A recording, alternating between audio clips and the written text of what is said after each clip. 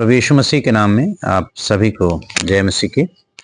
मैं प्रभु का दास आपके सन्मुख फिलिपियों की पुस्तक यानी कि फिलिपियों की पत्री का आप शॉर्ट में जानकारी देना चाहता हूं कि किसने लिखी, कब लिखी गई और सबसे पहली विश्वासी कौन थी जिसने प्रभु के लिए अपना मन को खोला, सुसमाचार के लिए अपना मन को खोला। तो उसके बारे में बताऊंगा। इस पुस्तक का मुख्य विषय क्या है?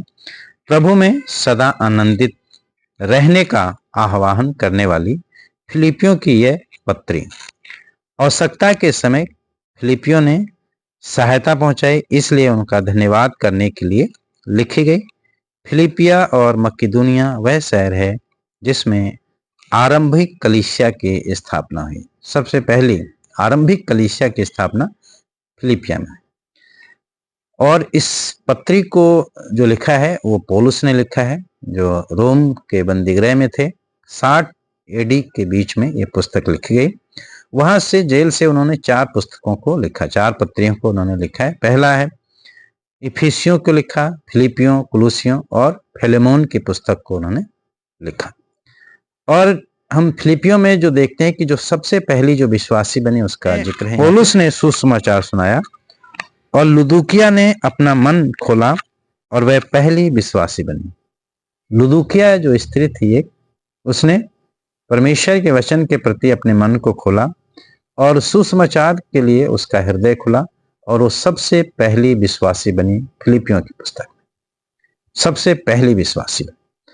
तो इस पुस्तक का जो विषय है आनंद की पत्री के नाम से जाना जाता है, आनंद। और इसलिए इस पुस्तक के अंदर बार बार पौलुस कहते हैं प्रभु में सदा आनंदित रहो। जो इसका मुख्य पद है मैं आपके लिए पढ़ना चाहता हूं, जो इस पत्री का जो मुख्य पद है, क्योंकि मेरे लिए जीवित रहना मसीह और मर जाना लाभ है। इस पत्री का ये मुख्य पद है। 1 अध्याय उसका 21 पद और 4 अध्याय उसका 12 पद। मैं दीन होना जानता हूं, बढ़ना भी जानता हूं। हर एक परिस्थिति और हर एक दशाओं में मैंने तृप्त होना और भूखा रहना, बढ़ना घटना सीखा है। तो इस पुस्तक का जो 2 मुख्य पद हैं, 1 अध्याय उसका 21 पद और 4 अध्याय उसका 12 पद। पौलुस कहते हैं जीवित रहना मसीह और मर जाना मेरे लिए लाभ है। मैंने हर एक परिस्थिति में जीना सीखा है, बढ़ना घटना उठना हर चीज में। तो प्रभु आपको इस वचन के द्वारा और इस छोटी सी जानकारी जो फिलिपियों की पुस्तक से जो मैंने आप तक पहुंचाई है, जरूर आप उससे आशीषित होंगे। तो जरूर आप मेरे चैनल को सब्सक्राइब कीजिए, आप कमेंट करें और आपको पुस्तकों के बारे में जानकारी अधिक से अधिक मैं देने की कोशिश करूंगा। प्रभु आपको आशीष दे।